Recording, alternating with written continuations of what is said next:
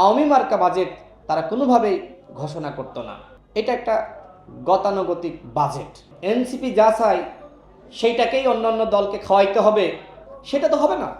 এই সরকারের উপদেষ্টাদের, কর্মকর্তাদের অভিজ্ঞতার ঘাটতি রয়েছে। আমরা আসলে খুবই উদ্বিগ্ন। বারবার জাতীয় সংলাপ অনুষ্ঠিত হচ্ছে, কিন্তু সেই সংলাপের কোনো সিদ্ধান্ত আমরা জানতে পারছি না। দেখেন, এ ধরনের সরকার যখন দলগুলোকে নিয়ে বৈঠক করে, তখন জাতির মধ্যে এক ধরনের উৎকণ্ঠা থাকে, জাতি এক ধরনের উদ্বিগ্ন থাকে, এক ধরনের চিন্তায় থাকে যে কী সিদ্ধান্ত আসতে যাচ্ছে। কিন্তু জাতিকে বারবার এই সরকার হতাশ করছে, দলগুলোকে ডাকছে, আলোচনা করছে, কিন্তু সেই আলোচনার প্রেক্ষিতে কোনো সিদ্ধান্ত জানাচ্ছে না। এটি কোনোভাবেই গণ অভ্যুত্থানের সরকারের কাছ থেকে প্রত্যাশা আমরা করতে পারি না।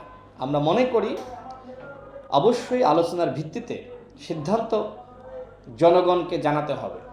নির্বাচন নিয়ে সরকার বলছে ডিসেম্বরে অথবা জানুয়ারিতে না হলে ফেব্রুয়ারিতে, মার্চে বা এপ্রিলে বা মেতে বা জুনে।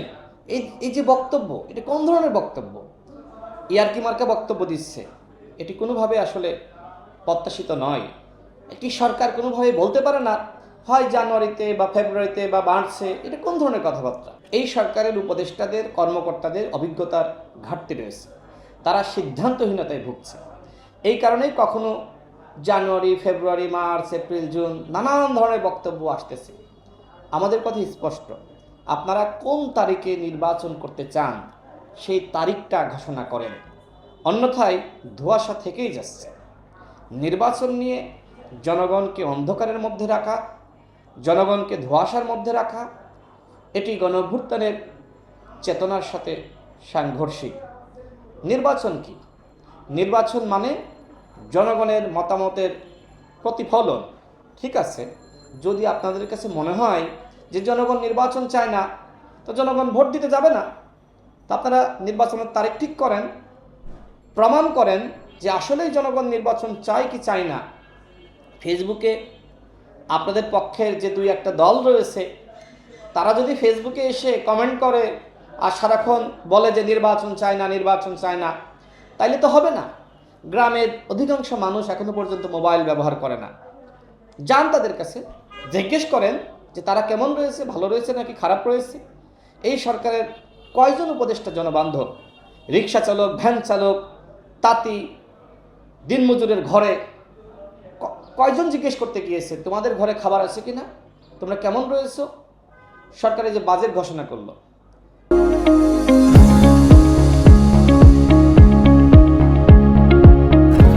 এটা একটা গতানুগতিক বাজেট।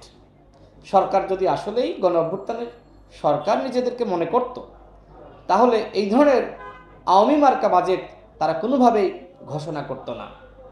আমরা মনে করি সরকারের উচিত হবে নির্বাচন নিয়ে, সংস্কার নিয়ে, গণহত্যার বিচার নিয়ে এবং এই তিনটির রোডম্যাপ নিয়ে গড়িমসি না করে দ্রুত সময়ের মধ্যে সংস্কার, বিচার এবং নির্বাচনের রোডম্যাপ প্রকাশ করা, এই দাবি আমরা রাখছি। এই সরকারকে অবশ্যই সিদ্ধান্তে আসতে হবে। এখন সিদ্ধান্ত মানে এনসিপি যা চায় সেইটাকেই অন্যান্য দলকে খাওয়াইতে হবে, সেটা তো হবে না। আমার দলের আলাদা ভিশন রয়েছে, লক্ষ্য রয়েছে, উদ্দেশ্য রয়েছে।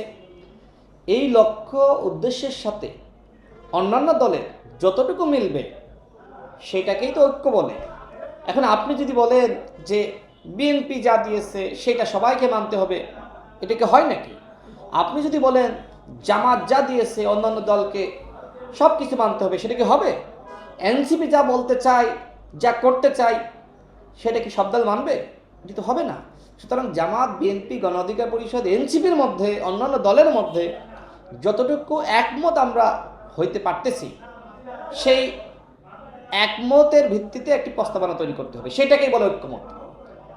আপনার কিছু মত যদি মনে হয় যে মিলতেছে না বা সেই প্রস্তাবনায় আসতেছে না, ধরে রাখেন, নির্বাচনের জন্য জনগণের কাছে যান, আপনার ইশতেহারে আপনি দিবেন যে আমি আগামীতে ক্ষমতায় গেলে এগুলো বাস্তবায়ন করব। দেন না, সমস্যা কি? কেউ নিশ্চিত করেছে? আপনি ক্ষমতায় গিয়ে বাস্তবায়ন করবেন। এনসিপি যা চায়, যদি তাদের অধিকাংশ এইখানে বাস্তবায়ন না হয়, তারা আগামীতে ক্ষমতায় গিয়ে সেটা বাস্তবায়ন করবে। জামাত যা চায় সেটা যদি অধিকাংশ এখানে না আসে, তারা ক্ষমতায় গিয়ে বাস্তবায়ন করবে। বিএনপি যা চায় না আসলে বাস্তবায়ন করবে ক্ষমতায় গিয়ে। আমরা যা চাই, যদি আমার সব কিছু না মেলে অন্যান্য দলের সাথে, এখন আমি কি করব? আমি আমার ম্যান্ডেট নিয়ে আমি জনগণের কাছে যাব, আমার ইস্তেহার নিয়ে জনগণের কাছে যাব, জনগণকে বলবো আমাকে ভোট দাও, আমি আগামীতে ক্ষমতায় গিয়ে এই প্রস্তাবনাগুলো বাস্তবায়ন করবে। এইটাকে সবাই মানতে হবে। এই জিনিসটা অন্যান্য দল মানতে পারতেছে না। সবাই মনে করতেছে যে এই সরকারের আমলেই আমার এটা মানতে হবে, বাধ্য করতে হবে, অন্যথায় যমুনা ঘেরাও করা হবে। এটা কোনো কথা হতে পারে? আমি সকল দলকে বলবো, আপনারা সহনশীল, ধৈর্যশীল হন। যতটুকু আমাদের একমত আমরা হইতে পারি, ততটুকুর ভিত্তিতেই একটি জাতীয় সনদ তৈরি করে আমাদের নতুন বাংলাদেশ গঠনে অগ্রসর হতে হবে।